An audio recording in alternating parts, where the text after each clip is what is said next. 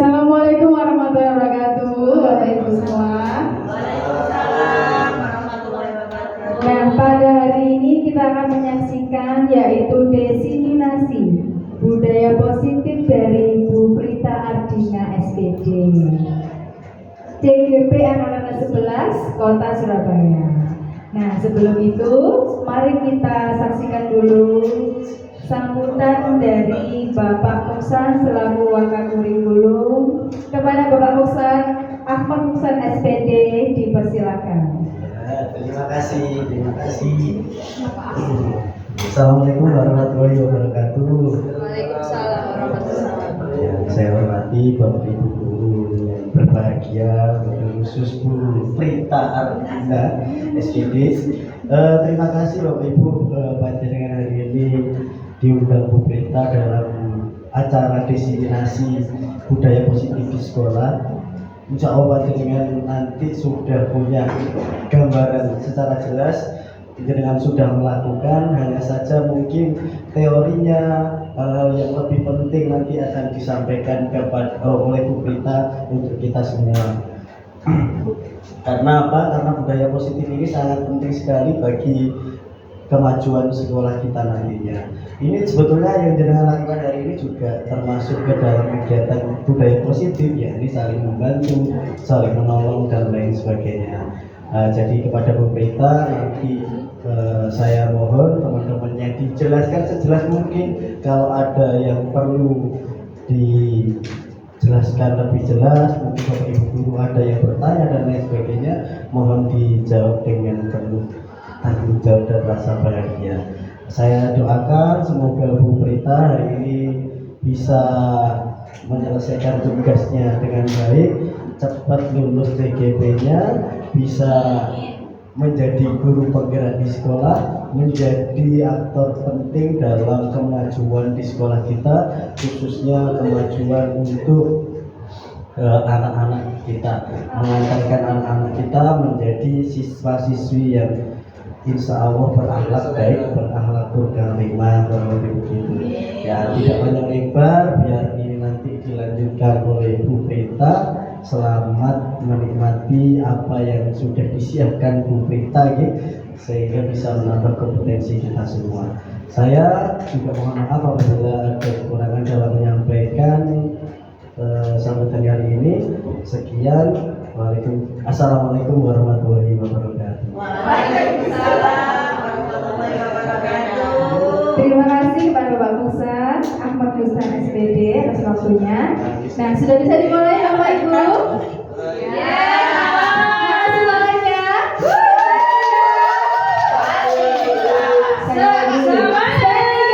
Pasti bisa. Ya, silakan untuk Bu Prita bisa melakukan desiminasi budaya positifnya. Duh, konek tuh dulu. Masih ada dari satu di situ. Istirahat ya. Istirahat dulu. Oh, ada. Wes Bu. Wes Bu.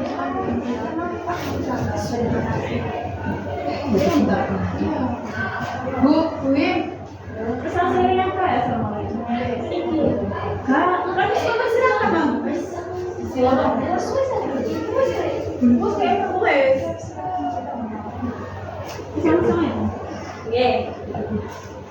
Selamat siang Bapak Ibu guru, matur suwun sanget rawuhnya sudah berbagi waktunya dengan kesibukan Bapak Ibu sekalian. Saya untuk mengawali ini saya beri pantun sedikit nih. Ada pantun sedikit tapi biar dulu kepeannya. Dan nanti tetap gitu ya. Di TV itu ya Bapak Ibu. Daun mangga daun salam. Dipetik di kebun Pak Lukas. Saya ucapkan salam. Mohon dijawab dengan ikhlas. Assalamualaikum warahmatullahi wabarakatuh. Waalaikumsalam warahmatullahi wabarakatuh. Terima kasih banyak atas rawuhnya. Saya akan menyampaikan salah satu tugas dari pendidikan calon guru penggerak, yaitu desiminasi tentang berbagi ilmu budaya positif. Saya Prita Asina dari CGP Angkatan 11. Monggo mari kita berdiskusi bersama-sama. Adapun tujuan pendidikan yang melatar belakangi dari budaya positif ini, tujuan dari KHD, tujuan pendidikan, yaitu adalah menuntut segala kodrat yang ada pada anak agar mereka dapat mencapai keselamatan dan kebahagiaan yang setinggi-tingginya, baik sebagai manusia maupun sebagai anggota masyarakat. Jadi menurut saya itu kita sebagai guru itu hanya tahu sekedar Pak Ki Hajar Dewanto itu pahlawan pendidikan.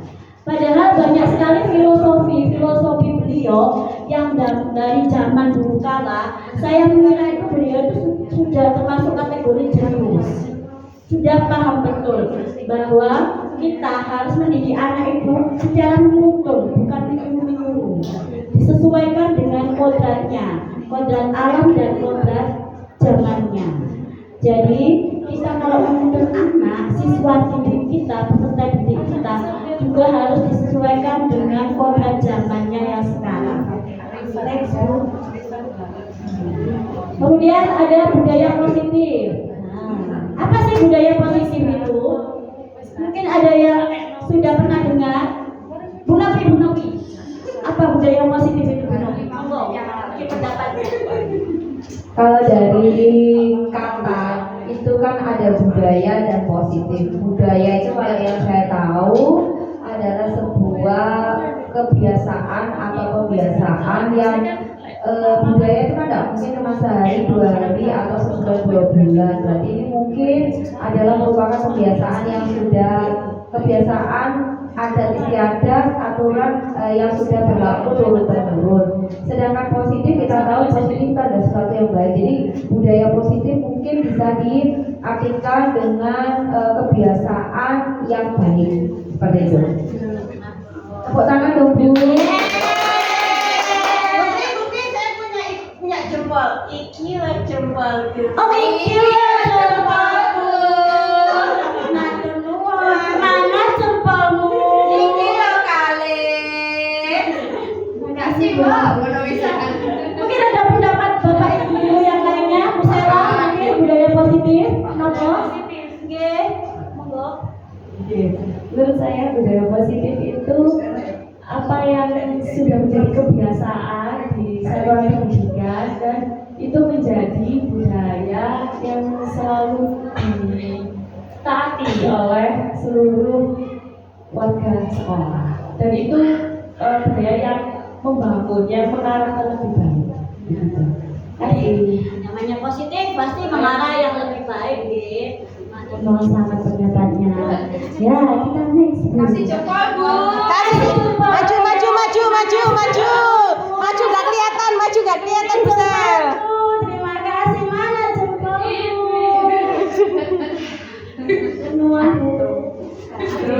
Ya, kalau budaya positif itu merupakan nilai-nilai keyakinan dan kebiasaan sekolah yang berpihak pada murid.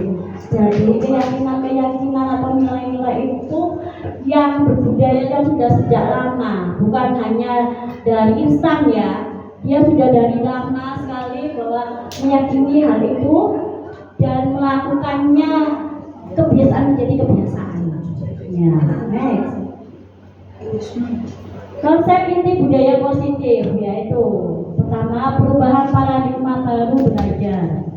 Kemudian ada disiplin positif dan nilai-nilai kebajikan. Ada keyakinan kelas. Kemudian teori motivasi, hukuman, penghargaan, restitusi. Next ada kebutuhan dasar manusia dan dunia berkualitas. Kemudian restitusi ada 5 posisi kontrol. Yang terakhir nanti kita akan berdiskusi tentang segitiga restitusi. Next Bu. Sepertinya udah ngantuk semua ya. Semangat. Break dulu. Masih semangat? Semangat ya. Kemudian next pembelajaran dengan paradigma baru. Dulu beda sekali ya pembelajaran dari zaman dahulu kala kita dengan sekarang ini sangat berbeda sekali. Kalau zaman dahulu itu hanya gurunya yang saja yang menjadi peran utamanya. Untuk zaman sekarang, siswanya yang menjadi pusat pembelajarannya. Jadi siswa semua hal itu berpihak pada siswa. Jadi kita itu sekarang sepertinya dimudahkan gitu ya Bapak Ibu Guru, karena sesuai dengan perkembangan zamannya, sesuai dengan kodrat zamannya, dengan beberapa latar belakang yang membelakanginya ya, itu mendasarinya, sehingga kita zaman sekarang untuk menjadi pendidik itu lebih dimudahkan. Ya, next, budaya positif. Untuk membangun budaya positif sekolah, lingkungan yang positif, aman, nyaman, dan mampu berpikir bertindak. Lingkungan positif itu yang seperti apa sih? Mungkin bisa berpendapat. Sri, tolong. Lingkungan yang positif, aman, nyaman bagi siswa. Lingkungan yang positif di sini lingkungan yang nyaman, aman, terus yang baik untuk siswa ya, yang mendukung kegiatan pembelajaran siswa itu, Sehingga siswa itu nyaman di sekolah ya. sehingga siswa itu nyaman untuk mengikuti pembelajaran dan kegiatan yang ada di sekolah. Terima kasih Pak. Semuanya ketemu sana.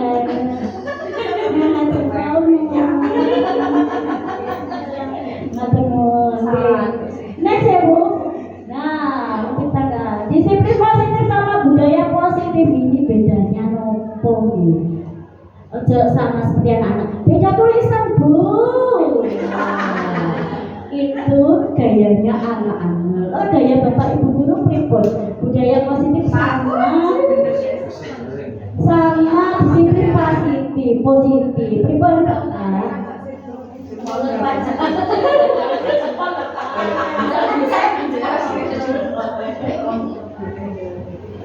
Disiplin positif itu cenderung dibacakan atau harus tidak dari dalam dirinya sendiri, tapi kalau budaya itu sudah budaya dan sudah tertanam nilainya di lingkungan tersebut.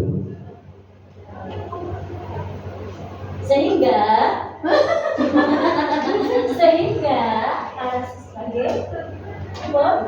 Maksudnya sehingga para siswa cenderung kita arahkan memiliki budaya positif.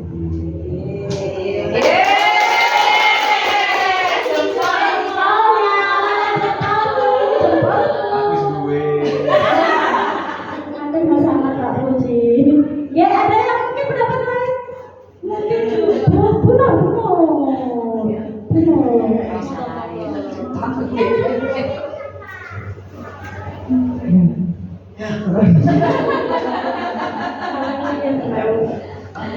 Kalau menurut saya disiplin positif hampir sama dengan Pak Buci ya. Kalau disiplin positif itu seperti aturan yang kita tulis harus ditaati. Sedangkan kalau budaya positif itu sudah menjadi kebiasaan, sudah melekat pada diri sendiri, tanpa harus ada aturan sudah dilaksanakan. Gitu.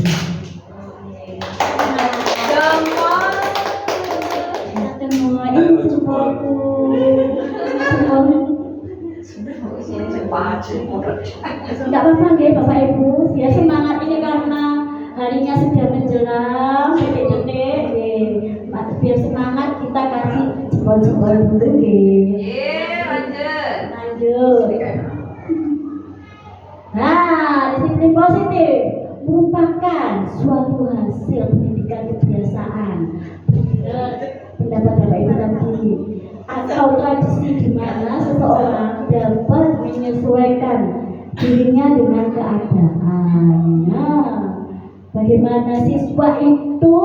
Mari kita bersama-sama buat disiplin yang positif. Ya. Next.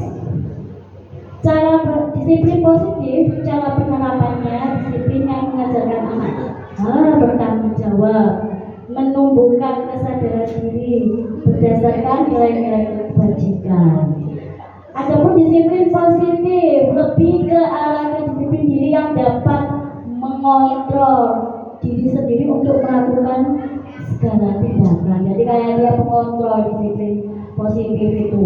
Kemudian dapat membuat murid memahami, menyadari berdasarkan motivasi internal, bukan akibat paksaan, pujian, dan hukuman. Jadi melakukan hal disiplin positif siswa itu kita biasakan bukan karena terpaksa ataupun dapat pujian maupun karena hukuman.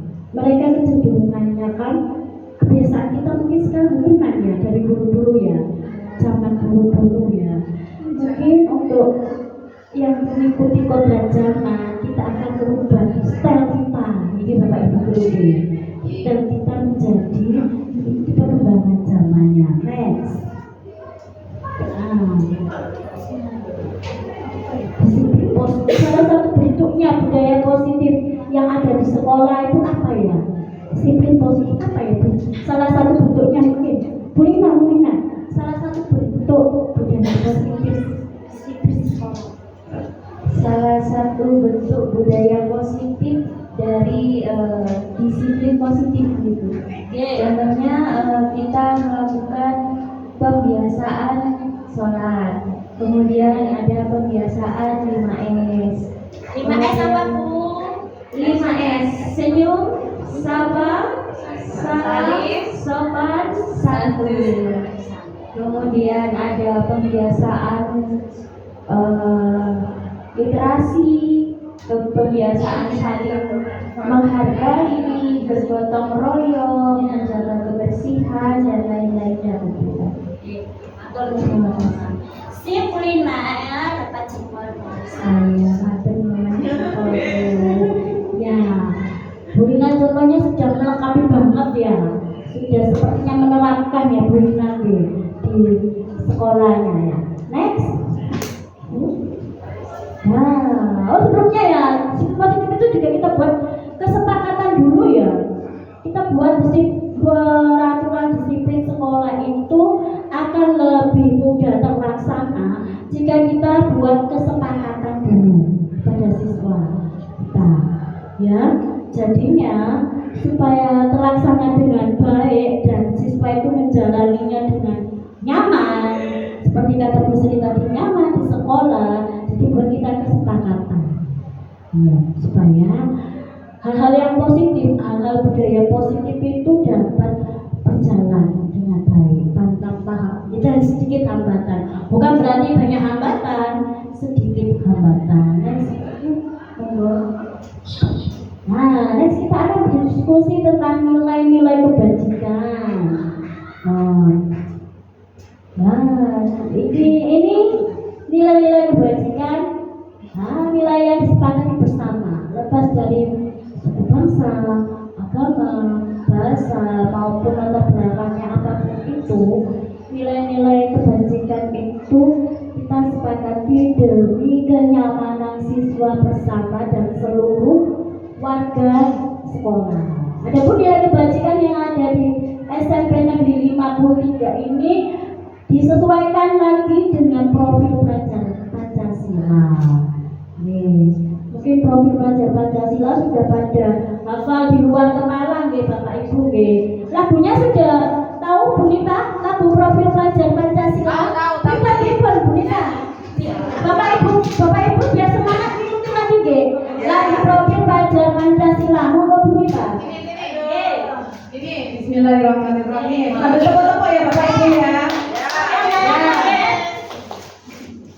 Nadanya adalah apa itu bulannya? Tanda C.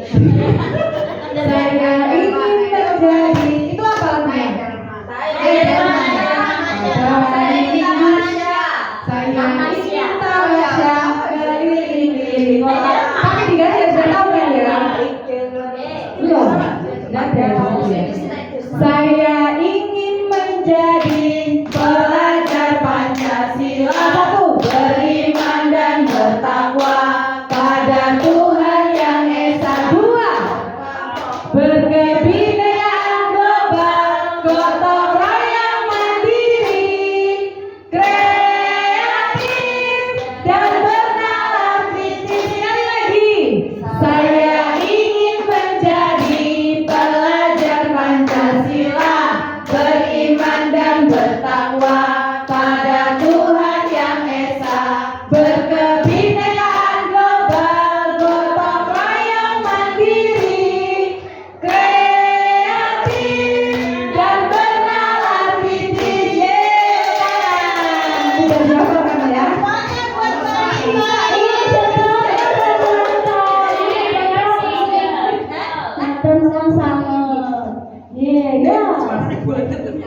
Next Bu.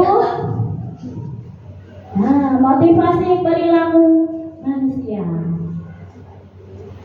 Dorongan yang muncul dalam diri seseorang untuk melakukan atau berpikir dengan tujuan tertentu, baik sadar atau tidak sadar. Nah, menurut panjenengan, motivasi panjenengan apa apabila menghadapi dalam pembelajaran itu menghadapi siswa apa supaya tetap bersemangat gitu loh kita Bapak Ibu. Pripun Bu Neni mungkin motivasinya dalam mendidik anak-anak. Motivasi mengajar apa motivasi kalau menyelesaikan masalah Bu? Menyelesaikan masalah. Kalau saya menyelesaikan masalah itu, saya tuh lihat anak itu lihat orang tuanya Bu. Jadi saya itu ingin berusaha, bagaimana sih anak ini tuh ingat bahwa orang tuamu di sana tuh seperti ini nah, gitu. Jadi ingin menyadarkan mereka dari segi itu gitu. Jadi ingin merubah sikap mereka dari yang tidak baik menjadi baik, menyadarkan mereka bahwa apa yang mereka lakukan itu perlu dibenahi gitu. Itu sih kalau menurut saya. Terus next mungkin ada dulu motivasi hidup mungkin motivasi dalam pembelajaran mengajar peserta didik prepon Bu Neni contohnya dulu mungkin motivasinya dalam pembelajaran mendidik putra putri peserta didik kita yang kita cintai.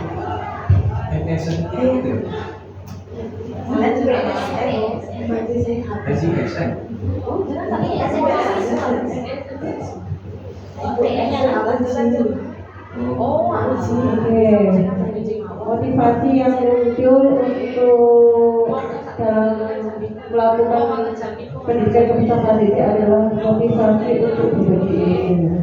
Dan itu PMR ada? Kok belum Simbol dari diri sendiri. Kamu di depan ya? Ini jempolku. Oke, motivasi itu memang harus mulai tumbuh dari diri kita sendiri ya, dari internal diri kita dulu. Setelah dari internal diri kita dulu itu termotivasi, berkeinginan, menginginkan yang terbaik. Jadi nanti hal-hal lain eksternal itu akan mengikuti, pasti akan mendukung, support dari motivasi kita itu. Next Bu. Ya betul Bu, ada motivasi intrinsik dan motivasi ekstrinsik dari dalam diri kita. Kemudian dari luar itu ada hukuman, penghargaan. Hasil dari motivasi dalam diri kita intrinsik itu nanti eksternalnya intrinsiknya itu adalah hukuman dan penghargaan. Next. Motivasi perilaku manusia. Ada pertanyaan ini Bu. Mari kita tanyakan ke diri kita sendiri. Bagaimana kita berperilaku? Mengapa kita melakukan segala sesuatu? Adakah kita melakukan sesuatu karena adanya dorongan atau dorongan orang lain intuisi? Apakah kita pernah mengalami hal itu Bu? Pernah nggak Bapak Ibu mengalami hal itu? Dorongan atau intuisi dari orang lain. Mungkin Bu Sela ada pernah mengalami berbagai pengalaman. Pripun pengalaman? Iya. Diri sendiri. Awal dari diri sendiri kemudian dari dorongan dari diri sendiri. Jadi biasanya melihatnya itu di video, di galeri HP itu kan ada rekaman video-video zaman dulu. Jadi saya itu suka mendokumentasikan suatu momen. Jadi pasti ada kenangan-kenangan Flashback. Flashback-nya. Iya. Nah itu yang membuat saya tuh selalu bersyukur sudah melewati hal-hal itu. Jadinya itu dorongan buat diri sendiri juga. Akhirnya sekarang harus kayak gini gitu. Harus menjadi yang lebih baik dari yang sebelum-sebelumnya. Gitu. Baik, jadi lebih baik lagi. Jadi yang lebih baik. Karena ingat yang dulu. Nah, Terima kasih. Ya, kalau Bu Sela ini flashback ya dari yang dulu. Jadi kita itu kalau flashback itu merasa bersyukur ya dia. Ternyata dulu ini kita jadinya sekarang seperti itu. Rasa syukur kita jadi bertambah. Oke, mantap Bu. Next Bu. Nah, ini identifikasi motivasi yang mempengaruhi siswa melakukan sesuatu. Apakah motivasi intrinsik atau motivasi ekstrisik? Ekstrisik ya. Nah, repot bacanya. Next Bu. Nah, ada 3 perilaku manusia dalam motivasi. Yang pertama, untuk menghindari ketidaknyamanan atau hukuman. Biasanya siswa melakukan disiplin diri karena dia takut dihukum. Ada alasannya. Siswa melakukan hal tersebut karena takut dihukum. Next, untuk mendapatkan imbalan dan penghargaan dari orang lain. Siswa melakukannya dengan disiplin diri karena dia ingin mendapatkan imbalan. Jadi ada karenanya siswa melakukan hal itu. Yang pertama takut dihukum, yang kedua karena ada imbalan. Kemudian untuk menjadi orang yang mereka inginkan dan menghargai diri sendiri dengan nilai-nilai yang mereka miliki. Contohnya siswa melakukan disiplin diri karena sadar akan nilai-nilai kebajikan pada dirinya sendiri. Berikut Bapak Ibu yang pertama, kedua, atau ketiga yang sesuai dengan motivasi baik. Bukan. Belum.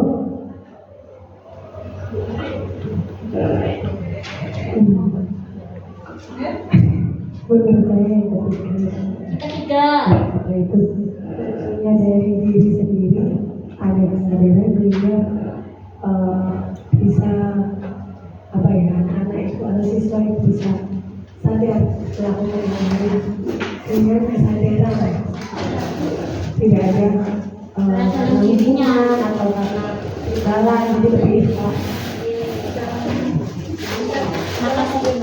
karena dari dalam dirinya dulu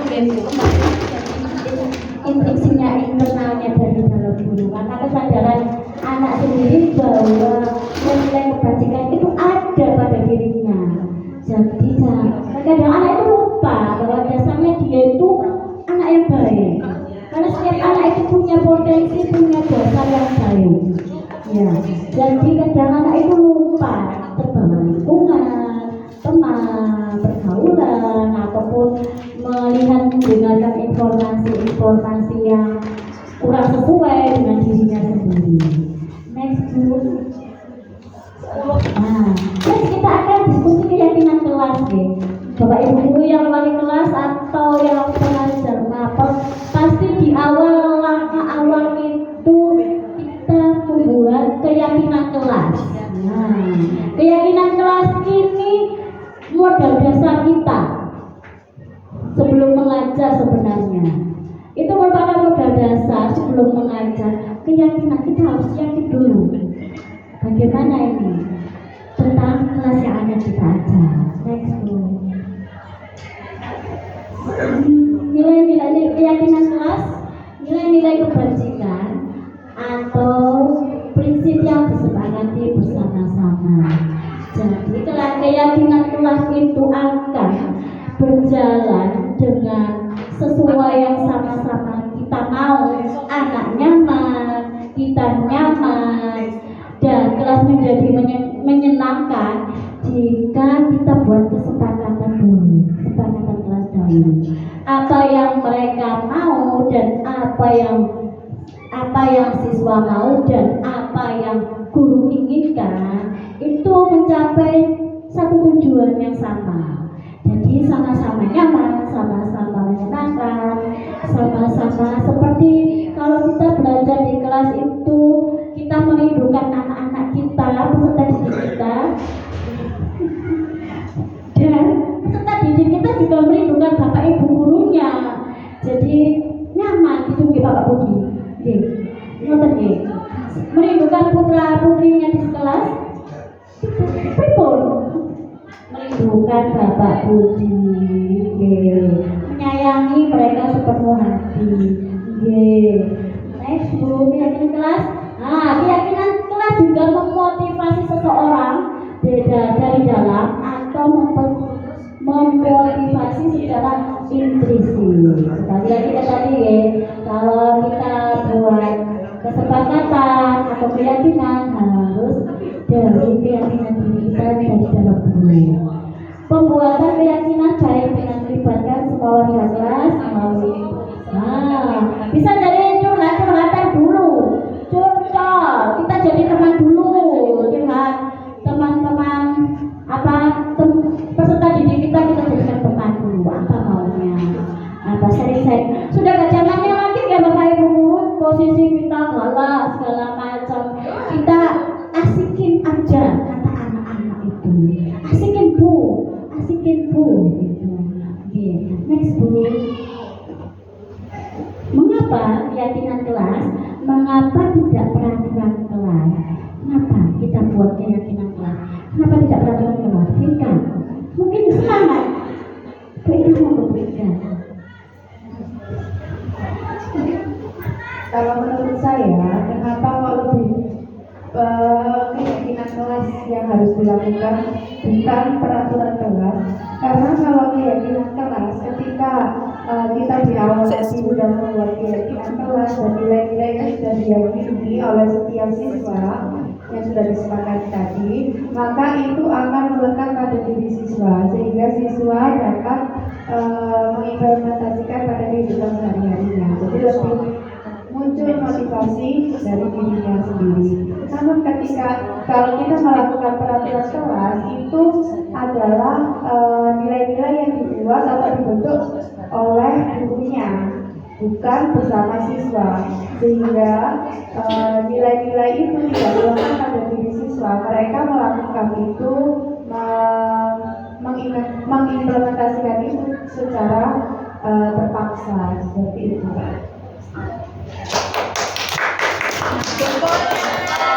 Jempolnya. Ada pertanyaan lain mungkin? Sudah nyanyi tadi. Tapi mungkin bedanya apa Bu? Keyakinan kelas sama peraturan kelas. Oke Bu. Oke, terima kasih untuk Bu Prita. Ini kalau menurut saya, according to me, peraturan kelas dan keyakinan kelas ini memang berbeda. Jadi tadi sama seperti yang disampaikan oleh Bu Ita, menambahkan dan menebalkan bahwa peraturan itu dibuat oleh sepihak. Jadi anak-anak itu dalam melakukan sebuah peraturan itu pasti dengan rasa ogah-ogahan. Entah itu ogah-ogahan dalam artian takut dihukum, kemudian melakukannya mungkin karena juga butuh pujian, mungkin membutuhkan sebuah reward yang lainnya. Nah, tapi kalau keyakinan kelas itu dibuat itu bersama-sama. Jadi antara guru dan siswa ini saling memberikan ide, pendapat disesuaikan dengan situasi, bagaimana sebuah tulisan atau sebuah, kalau boleh dibilang awal mula itu adalah peraturan, tetapi peraturan ini bedanya adalah disepakati bersama. Jadi guru dan siswa ini mempunyai pandangan atau wawasan yang sama, berpikirnya juga sama terhadap sebuah aturan atau sebuah, kalau boleh dibilang adalah sebuah keyakinan kelas. Nah, dalam melakukannya itu berarti anak-anak dan guru ini sama-sama dengan senang hati, sama-sama mempunyai rasa bahwa sadar untuk melakukan ini tidak perlu ada motivasi apapun, ya cuman intinya melakukan itu ya karena memang ini sudah kita sepakati, ini sudah menjadi keyakinannya kita gitu. Jadi tidak membutuhkan sebuah hukuman, tidak membutuhkan sebuah reward, imbalan atau pujian seperti itu. Terima kasih Bu Prita. Matemur Bu Novi penjabarannya sangat jelas. Ini jempolku. Ini jempolku Bu Novi. Nah, next Bu, mungkin ya penjelasannya. Nah, keyakinan kelas merupakan nilai-nilai kebajikan, sedangkan peraturan kelas merupakan larangan-larangan dan sanksi-sanksi yang dapat menciptakan atmosfer kurang positif. Dari tulisannya aja ya, dari penulisannya saja kita sudah bisa menilai ya. Kalau membaca keyakinan kelas itu kayak lebih nyaman ya membacanya, sedangkan peraturan itu seperti sangat horor ya. Peraturan sepertinya kalau kita melanggar peraturan pasti hukumannya berat gitu ya. Tapi kalau kita melanggar keyakinan tidak terpampang jelas ada kelihatan hukumannya atau hasil pelanggarannya kayak melanggar keyakinan. Nah, siswa akan lebih tergerak dan bersemangat menjalankan keyakinan kelas daripada hanya mengikuti dan menjalankan serangkaian peraturan. Yaitu karena didasari dari kesepakatan bersama, mereka pun sepertinya ya paham dan tahu, oh karena saya dan Bapak Ibu guru sudah sepakat tentang keyakinan, maka saya akan lebih mengikuti lagi peran daripada kata-kata peraturan. Pembentukan keyakinan kelas bersifat abstrak tidak terlihat daripada peraturan yang lebih rinci dan konkret. Sebenarnya tidak juga terlalu abstrak kita buat antara kesepakatan antara keyakinan kita guru dan peserta didik. Jadi kita bisa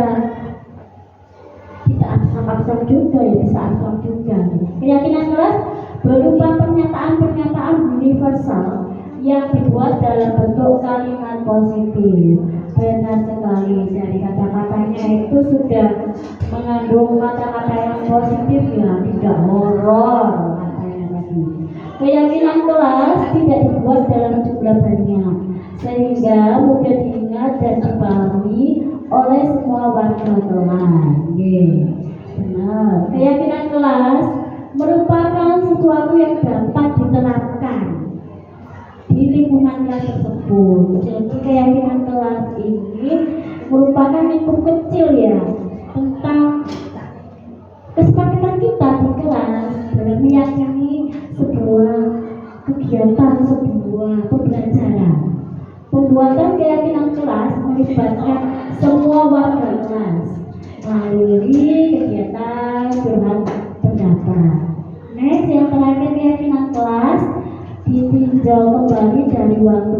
Jadi keyakinan kelas itu tidak bisa dibuat permanen seperti peraturan di Bapak Ibu karena sifatnya kondisional, disesuaikan dengan keadaan kondisi siswa kita di kelas.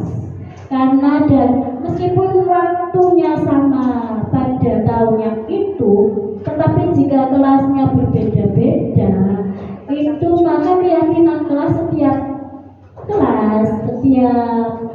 jenjang pendidikan itu juga sangat beda-beda. Karena latar belakang peserta didik kita juga beda-beda. Next.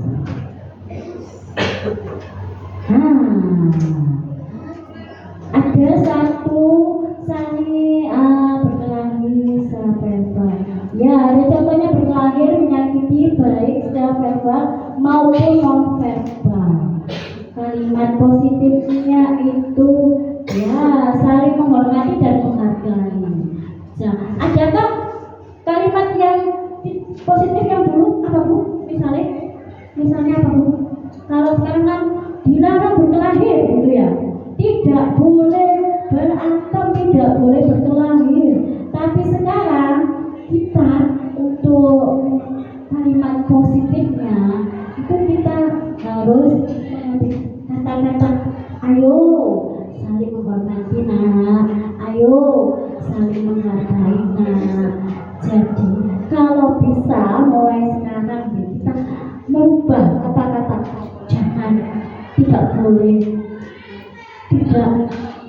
Jadi kita kata-katanya harus ayo sama-sama saling menghormati, ayo sama-sama saling menghargai. Next itu Bapak Ibu guru udah ngantuk ya sepertinya ya. Sedikit dulu ya. Nah, langsung aja lanjut. Lanjut ya Bu. Salah satu kegiatan yang dapat memperdalam keyakinan kelas adalah mempelajari tanggung jawab di setiap warga sekolah, warga kelas. Benar banget ya Bu, benar sekali nggak Bu? Modal utama dalam segala hal itu adalah tanggung jawab. Pada prinsipnya dasarnya itu harus bertanggung jawab. Apapun yang dilakukan siswa kita, baik itu namanya anak, tidak semuanya itu baik dan tidak semuanya itu tidak baik. Oke, jadi kita harus menanamkan utamanya itu dasarnya itu tanggung jawab. Jika kamu melanggar keyakinan kelas, maka harus ada konsekuensinya. Next kita akan diskusi lagi tentang kebutuhan dasar manusia. Nah, Bapak Ibu, berhenti Mas, sedikit ya. Ya. Tangannya, tangan dua. Ya. Gak usah atas Bu. Karena breakingnya panjang pendek ya. Ya. Panjang pendek. Kalau saya ngomong panjang, pendek, panjang. Ya, ibu ya. Saya suka panjang. Geser. Ya, kebalikannya. Kebalikannya Fokus. Let's go. Semangat. Ya, saya suka panjang. Berarti kan? Saya suka pendek. Saya suka panjang. Saya suka pendek panjang. Kalau besar kecil Bu, Pripun?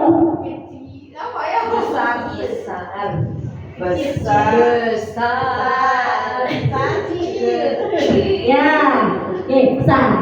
suka besar.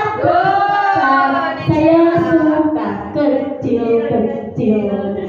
Saya nggak suka besar. Saya suka besar. Aku dipanggil. Next ya Bu, nggak apa ya Bu ya? Lanjut ya Bu. Nah, next kebutuhan dasar manusia itu ada 5. Nah, yang pertama itu bertahan hidup. Yang kedua tati tayang. Love dan tati tayang. Ya, anak-anak butuh tati tayang. Yang ketiga itu adalah kesenangan. Yang keempat kebebasan. Terus yang kelima adalah kekuasaan. Ya. Next Bu. Bertahan hidup. Nah, ini bertahan hidup bagaimana? Contohnya apa? Kebutuhan dasar manusia yang bertahan hidup.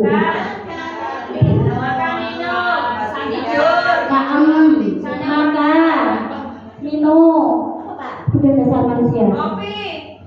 Ngopi. Ya pasti loh. Susu. Ngopi susu. Nah, ya itu dasar manusia itu ada makan, kesehatan, itu kan dasar-dasar ya, sandang.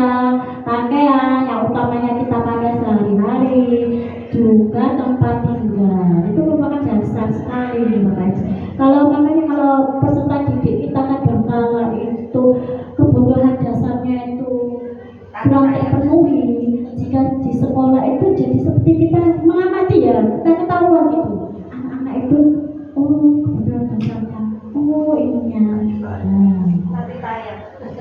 kekurangan hati tayang. Yes Bu. Nah kebebasan ini maksudnya gimana ya kebebasannya? Bisa kebebasan kebutuhan dasar manusia tentang kebebasan. Kebebasan untuk berpendapat, kebebasan untuk bersuara, mengekspresikan perasaan, mengekspresikan emosi. Terima kasih. Kebebasan untuk memilih. Oh iya, kebebasan untuk memilih dan memilah.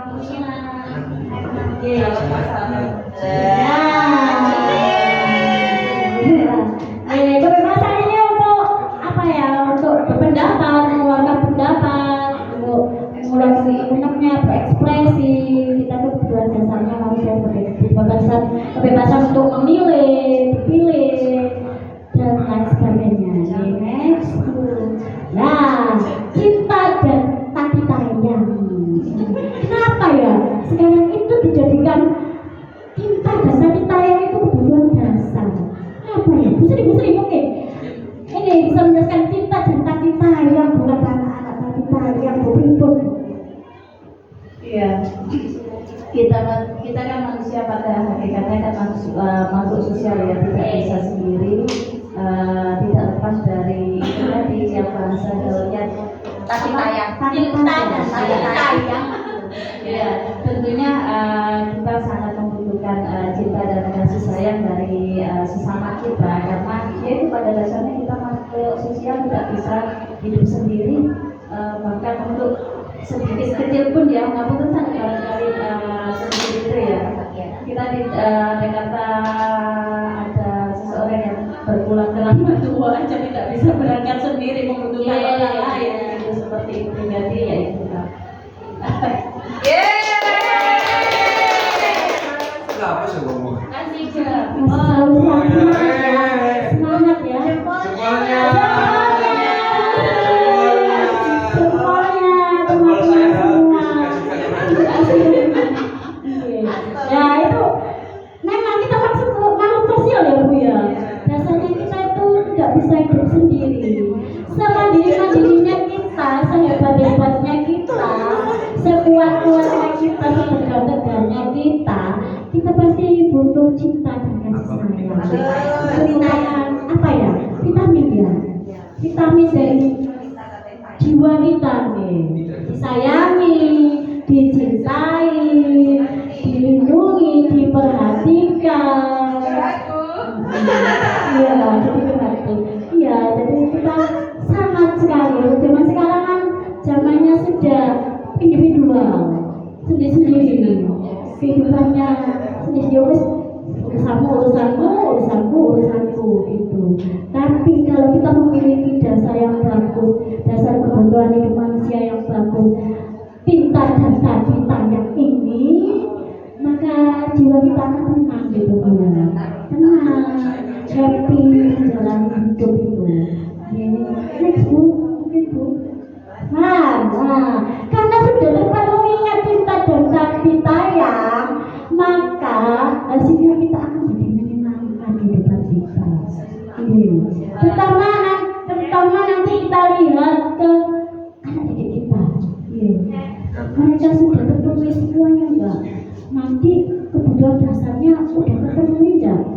Kalau ternyata endingnya anaknya itu happy, menyenangkan, berarti dasar-dasar kehidupan anak-anak itu sudah terpenuhi dengan baik. Hal sekecil misalnya cinta dan kasih sayang itu kan kecil ya Bu ya, diperhatikan itu kan sepele, jadinya nanti akhirnya menyenangkan ya. Next Bu. Kekuasaan ini maksudnya bagaimana ya? Dasar manusia tentang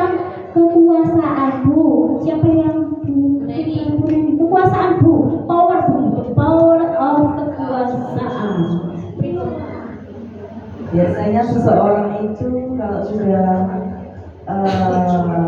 membahas kekuasaan itu biasanya ini apa namanya ingin diakui keberadaannya, sehingga ingin sebetulnya kita harus melihat dari sisi positif sih Bu, karena setiap orang itu kan kadang itu punya ambisi untuk memberikan yang terbaik versinya gitu, sehingga dia itu ingin dikenal, terus kemudian akhirnya diakui dan mendapatkan kekuasaan tersebut. Tapi kadang itu seseorang berambisi seperti itu bukan karena ambisi saja, tapi mungkin karena ingin memberikan versi terbaik dari dirinya gitu. Jadi kita harus melihat orang lain itu dari sisi positifnya, jangan dari sisi negatifnya. Itu sih kalau menurut saya. Terima kasih.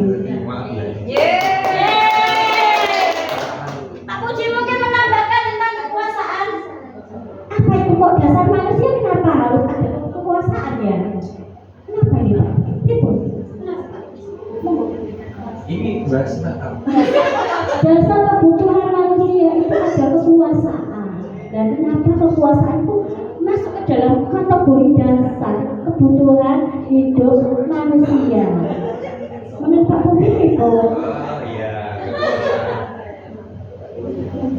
Pada dasarnya entah itu syarat, entah itu apa, entah itu pendapat, kekuasaan bukan harus jabatan ya.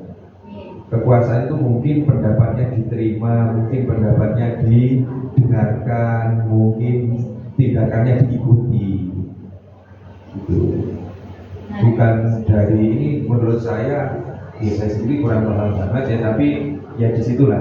Bukan berarti kekuasaan itu kita punya jabatan, kita punya kedudukan di lingkungan tersebut, tapi cenderung ke bagaimana kekuasaannya itu, bagaimana kita mengarahkan seseorang lingkungan kita, dan bagaimana kita dengan tindakan dan upaya kita entah lisan mempengaruhi orang lain. Dan makanya itu pendapat kita, tingkah laku kita, bagaimana kita bisa dicontoh. Itu kekuasaan saja.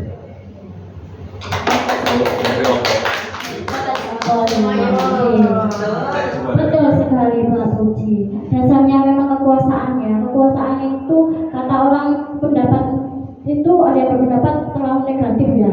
Tapi kalau kita mengambil memotivasi jadi hal yang positif, dia akan menjadi baik. Kekuasaan itu akan memberikan power ya untuk mengarahkan kita menjadi lebih baik, bisa mengarahkan kita dengan kekuasaannya di beliau mereka atau seseorang itu bisa mengarahkan kita menjadi lebih baik, melakukan hal-hal yang positif. Next Bu, 5 posisi kontrol Bapak Ibu. Kenapa ini? Posisi kontrol ini ada penekanan ya, mohon maaf ya, supaya ini ya, Nanto ya. Posisi kontrol itu ada 5 ya, manajer, pemantau, teman, pembuat rasa bersalah, dan penghukum. Ternyata kita sebagai guru itu dulu itu sebelum ikut pelatihan guru sekolah guru penggerak ini, kita tuh belum, saya terutama itu belum memahami banget. Saya itu ya wes guru ya bingung gitulah ya, saya hanya menyuruh. Ternyata kita dikategorikan, sudah diklasifikasikan dengan bertambahnya ilmu dan mengikuti pelatihan guru calon guru penggerak ini.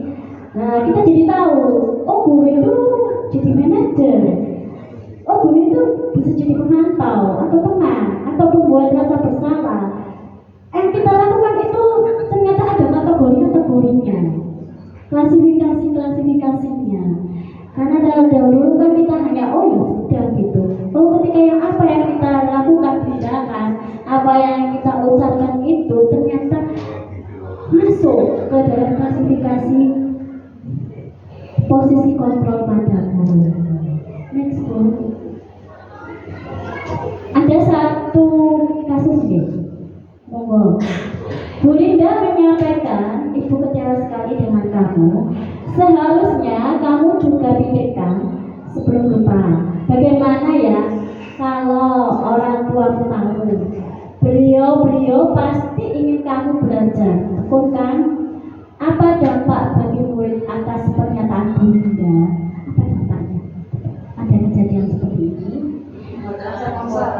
membuat rasa Iya. Apa? Kayak gitu. ya anak-anak Merasa bersalah. Makanya nggak mau. Kenapa? Ini Pak, ada studi kasus ini. Nah, apa ini? Posisi kontrol yang kejadian ini apa ini Bapak Ibu? Merasa bersalah atau penghukum? Pembuat rasa bersalah. Dibuktikan dengan kata-kata yang mana nih?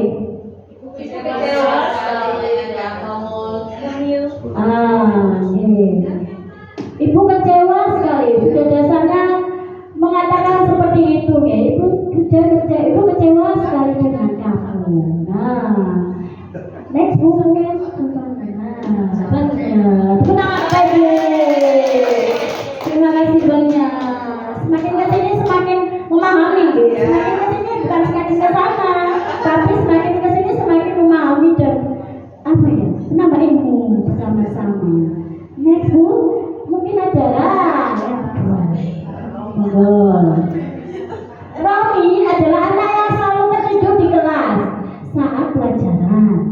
Hal ini selalu terjadi berulang kali sehingga membuat Bu Enda sebagai guru mapel matematika geram dan berkata, Romi lagi.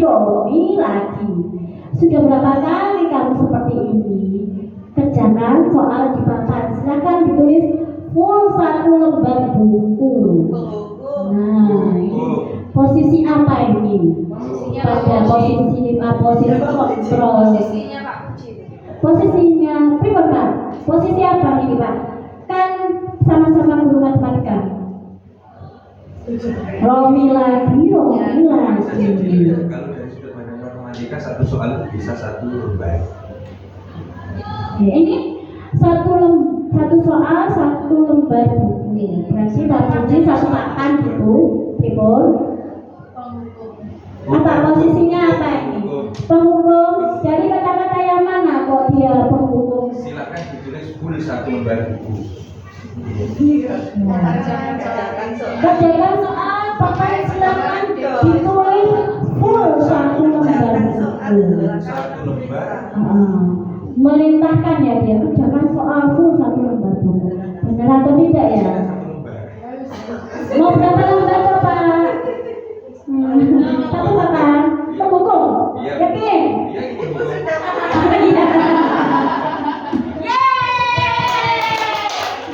Next Bu. Ternyata makin kesini makin pintar Bapak Ibu. Nah, alhamdulillah. Rina seringkali terlambat datang ke sekolah dan sudah terhitung sekitar 4 kali dia sudah melakukan kesalahan yang sama dan beruntun. Mantap. Bu Yanti, waras dari Rina, bertanya kepada Rina, coba kamu lihat dalam buku pelanggaranmu, sudah berapa kali kamu terlambat? Dan kamu sudah tahu kan konsekuensinya? Apa ini? Nomor ini Bapak Ibu. Pemantau. Jadi kata-kata mana? Pemantau. 4 kali. Oh, Lihat berapa kali pelanggaran di buku. Terhitung sekitar 4 kali dia sudah melakukan kesalahan. Kemudian dia buku pelanggaranmu itu lihat. Kita lihat jawabannya jeng. Monitoring itu ternyata makin kesini makin hebat Bapak Guru hebat ini. Calon-calon guru penggerak sekolah kita semuanya nanti akan semoga semuanya termotivasi jadi mengikuti calon guru penggerak. Next Bu. Nah, ada dan segala macam. Apa nih Bapak Ibu? Teman. Ayo dong. Dari kata-kata yang mana temannya? Ayo dong. Iya, segera kita dengarkan. Ayo Bu, mau Bu, next Bu. Benar nggak Bu? Jawaban Bapak dulu. Ya, next Bu. Nah, ada kasus bla bla bla Ibu Bu. Manajer dari mana? Kata-kata manajernya. Ada meyakini bahwa keyakinan Iya, datang tepat waktu. Benar atau tidak? Jeng jeng jeng jeng. Luar biasa Bapak Guru, Bapak Ibu guru yang hebat. Makin kesini makin hebat. Memahami peserta didiknya. Next Bu. Nah, segitiga restitusi yang terakhir ini dari materinya. Ada segitiga restitusi.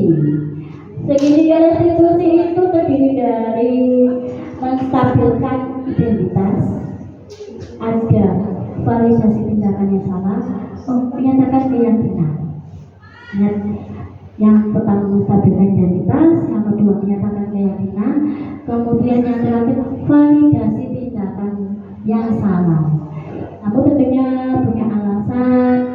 Siswa itu pasti punya, ada sebuah kasus, siswa itu pasti punya alasan ketika dia ada sebuah kisah dia melakukan kesalahan. Kita sebagai guru yang saya baru paham juga sebagai guru itu kita harus menerapkan segitiga restitusi. Tidak bisa langsung kita itu menghukum, menghakimi. Kita ada jalur-jalurnya Bapak, tidak bisa. Kita harus itu metode apa Bapak? Itu sebelum ikut mendapatkan ilmu dari calon guru penggerak. Ketika kita sudah Masya Allah ikut ke pelatihan pendidikan calon guru penggerak merubah mindset kita. Dulu saya gitu kesupen, hukuman naik. Ya. Kalau sekarang kita sudah menambah ilmu, nah kita bisa menerapkan segitiga restitusi. Ya. Kita jadi tahu dulu alasannya. Terus jangan kamu mau menjadi orang seperti apa? Dia kenapa? Kok melanggar keyakinan kelas itu kenapa? Ya, kemudian mencari. Kita tidak boleh berkata kamu salah, kamu benar, kamu tidak baik. Tidak boleh. Kamu beritahu meyakini kamu itu tidak salah, tidak apa melakukan itu, asalkan bla bla bla bla bla bla. Kita tenangkan dulu anak-anak kita. Ya, jangan terus langsung dihakimi. Ya, cari tahu dulu alasannya. Ada pelanggar tidak dia keyakinan kelas.